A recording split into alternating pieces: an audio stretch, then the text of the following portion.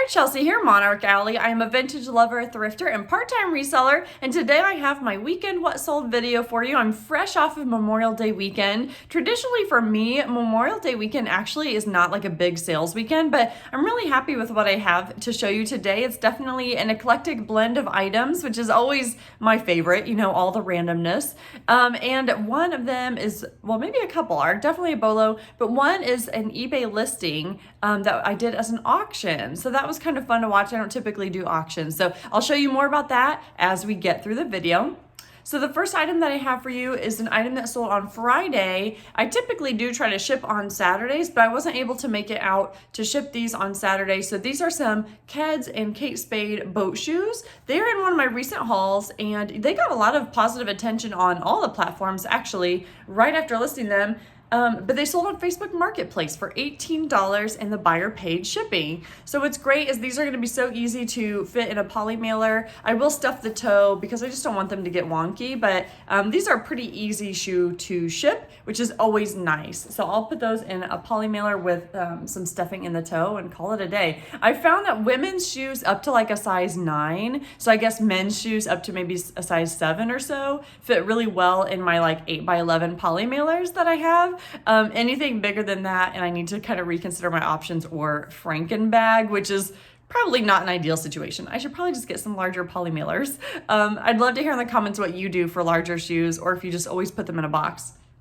I'm just hesitant to like add the extra weight to it, so I like shove it in the poly bag as much as I can. Okay, up next I have some Lululemon leggings. These are just like a black basic legging. As you can see, like they're in really good condition, but you can see some of that lint. That's the hard thing about photographing black items, and especially this like material just really catches it. But yeah, these are some Lululemon. They were a size, what were they? You can find the size tag in the little pocket usually on the inside. They were size 4. And these came from my garage sale haul. So I paid $2 for these. Guys, these sold for $15. I don't know, like Lululemon definitely is like a popular brand, but I don't find that it usually goes for that much to make it such an exceptional find. Now, if I find Lululemon for cheap and it's my size, I might get excited because they are great quality leggings, but I don't know, is it oversaturated? Are people over it? I would love to hear your thoughts on Lululemon and selling it. I don't know. I had them listed for like $20. Someone sent me an offer for 18 and I just accepted it. So my my earnings then were $12 on these Lulu leggings. But like I said, I got them at a garage sale for $2. So I don't feel too bad about that. Of course, I'd love them to get like $30. I don't know. I feel like for all the hype they get, they should make more money. So anyway, would love to hear your thoughts. Oh, the next item is definitely a bolo, and it was an exciting sale for me. This is a leather bag by Fossil. It's a brown leather bag. I love this kind of camel color. That's usually how I describe this sort of tan. Do you have other keywords that you would use to describe this? Anyway, this was like a 7x9 crossbody bag. It has like this really long strap, in great condition, except that it did have like something weird going on here. I don't know if you could see that, but it's not exactly a scratch. It's almost like a stain, like something was on it and stained the leather, but otherwise in great condition. And this sold within a day. I will say that I had it listed, what did I have it listed for? I think for $35 maybe. And I sent an offer to Likers for $28 and $4.99 shipping, and someone accepted pretty quickly. So I don't know if I undercut myself, but I got this for $5 at the local thrift store, and I just knew that Fossil does well and sells quickly, and I was just so excited to have it. And I sent out that offer, and yeah, someone just snatched it right up. So definitely be on the lookout for Fossil purses is what I've had good experience with. I'm not as sure how the watches do, but I do think that those are still a thing as well.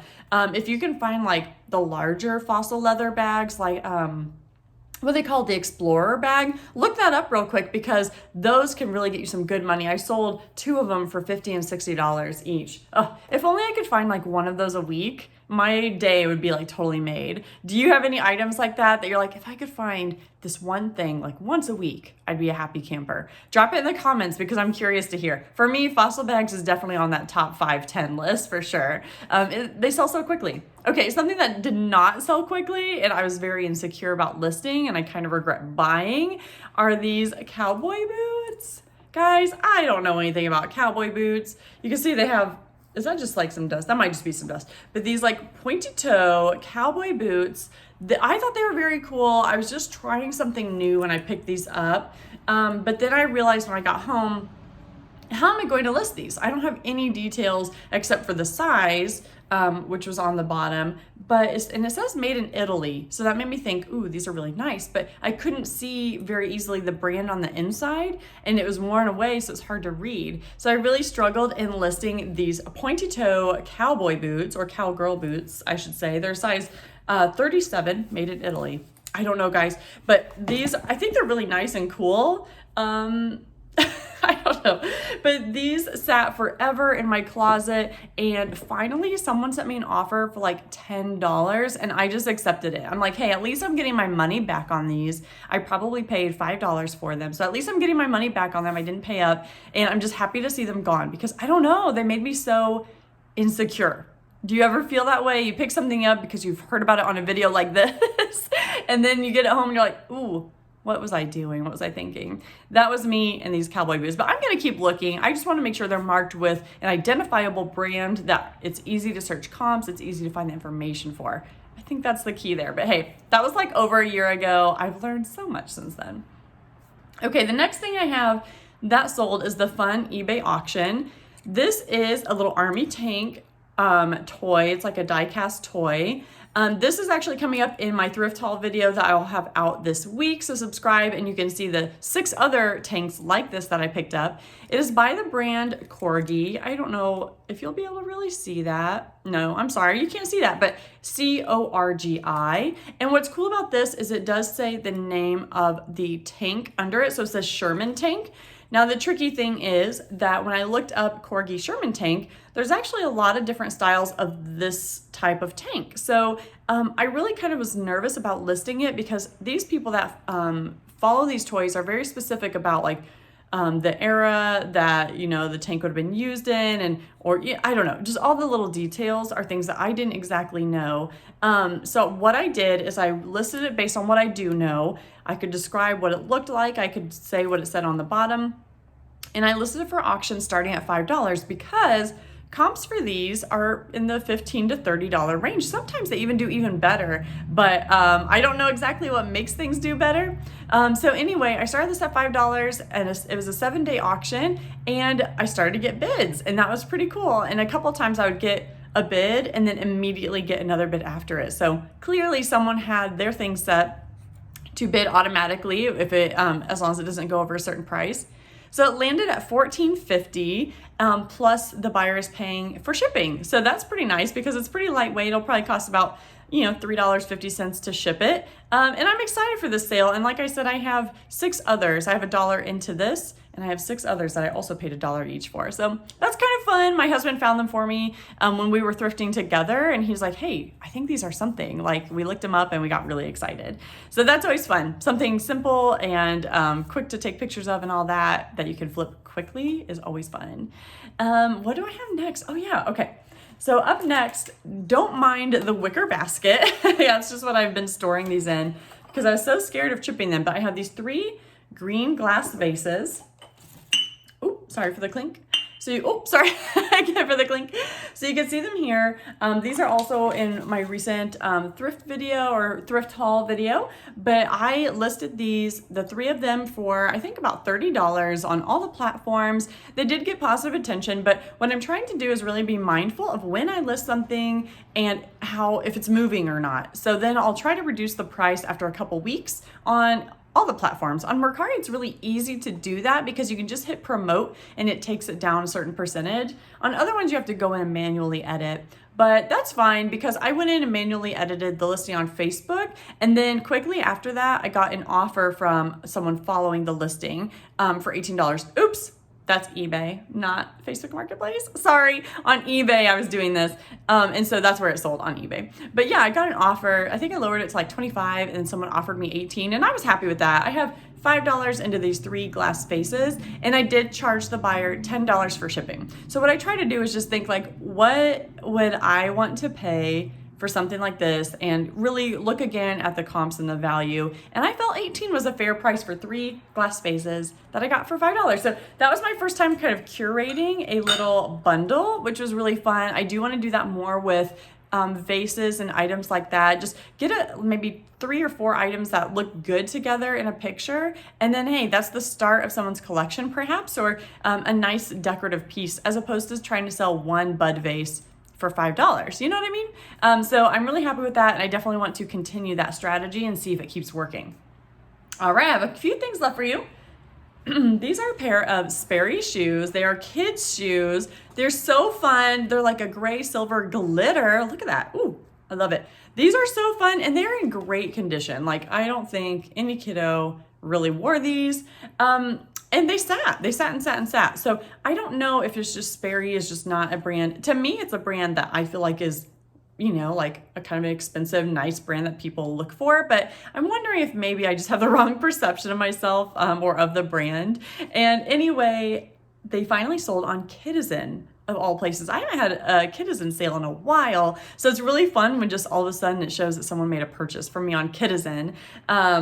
Anyway, these sold for $17, free shipping. So I think these will cost about $4 to ship. So that's still like a good turnaround. I probably paid $3 for them at my local thrift shop. So not bad, not bad. I love selling kids shoes. Like, I definitely have to credit Ginger Marvin for giving me some inspiration on that, because she flips it. And it's also fun too, because kids shoes are actually what got me into reselling. It all started when I was on maternity leave with my second born, and I was trying to buy shoes for my older kiddo because, you know, they outgrow them quickly. I don't know if you've heard that, but it happens. And anyway, I'm like looking online. For some reason, I looked on Poshmark. I don't even remember why I had that app downloaded. And people were selling used shoes for like $20 still. And in my brain, I was like, hey, I could get that at the thrift store on my own. Oh, wait, maybe I should do this reselling thing. And y'all, it started a whirlwind of, you know, here we are now 2 years later. Yeah, it's actually my like 2-year anniversary this month. So here we are. It's awesome. Okay. Anyway, my last item that I have for you, where did I put it? I absolutely love this item. It is not, I don't think it ever made it to a haul, but this is a bronze belt buckle. I love the horseshoe. I guess, should it be like this probably? Yeah, that's good luck, right? If the horseshoe is like facing down, it's good luck. So anyway, this is a really cool belt buckle that I found just this past week at the thrift. So easy to take pictures of and list it. Unfortunately, there's no like markings on it. But I did pay $5 for this, and it sold for $15 on Facebook Marketplace, and the buyer paid shipping. So that's not an amazing profit, but it was so fast. Like, I made $10 really quickly just by listing this. It got a lot of attention on Facebook Marketplace specifically. So once again, it's always kind of fun to see what is going to sell on what platform. Facebook Marketplace, I don't know. I feel like my customers there are vintage lovers, and then also like, I don't want to say country folk, but like, you know, someone that would appreciate like a Western belt buckle. The person who bought it, his name is Jimbo, and I am happy about that because it makes me think of one of my favorite rockabilly bands, the Reverend Horton Heat. But yeah, my customer base is definitely like, you know, I've sold like the Carhartt kids pants and overalls really quickly. I sold stuff like this. I don't know, kind of activewear, like outerwear stuff, and then vintage stuff on Facebook Marketplace. So I would love to hear from you who your customer is. Maybe they're targeting certain people to certain stores. I don't know. But yeah, so I got a lot of attention on these, and then someone bought them for $15 plus shipping on Facebook Marketplace. What I love about Facebook Marketplace as well is that it's 5% seller's fees, and sometimes they just don't charge you a fee. I think there's a strategy to that, but I can't remember what it is. So anyway, it's always just a happy delight when I don't get charged a seller's fee, and then I get to keep all the profits. That's always so cool. All right, so that's all I have for you today. I appreciate you so much for watching. Definitely drop a comment below. Let me know, you know, some of your recent bolos, some of your great sales that you've had, or answers to the questions that I asked you before. I already don't remember what they are. But I appreciate you so much, and I can't wait to see you in the next one. All right, bye.